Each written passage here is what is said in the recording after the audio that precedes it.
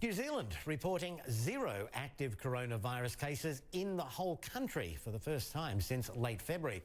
The country has been praised for its early action and strict measures to battle the virus.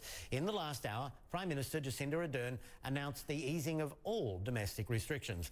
CNN's Christy Lou-Stout joins us now from Hong Kong to talk more about it. Yeah, New Zealand high marks for how it handled the virus, and those actions seem to have paid off.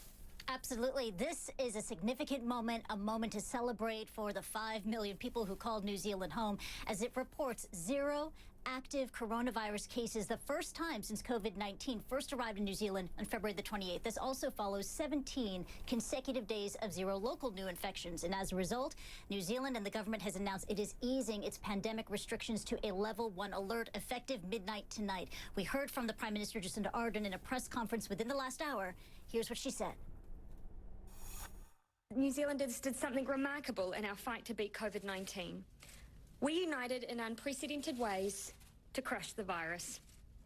Our lockdown was in place 26 days after our first case. Today, there are no active cases in New Zealand. We have tested almost 40,000 people for COVID-19 in the past 17 days, and none have tested positive.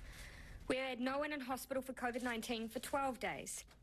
It's been 40 days since the last case of community transmission, 22 days since that person finished their self-isolation.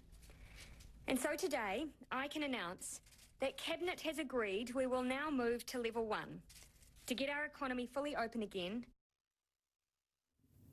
That was Prime Minister Jacinda Ardern speaking there, announcing that her country will move to a level 1 alert system starting midnight tonight. So what does that mean?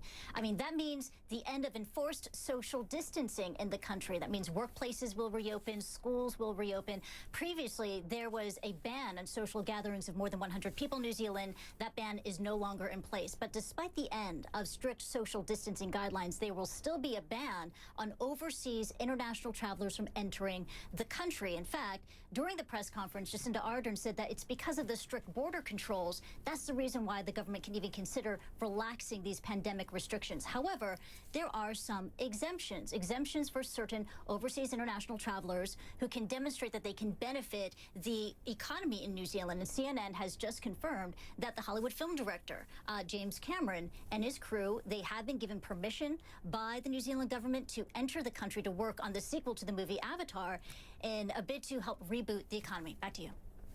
Yeah, fascinating stuff. Christy Lou-Stout in Hong Kong. Appreciate it.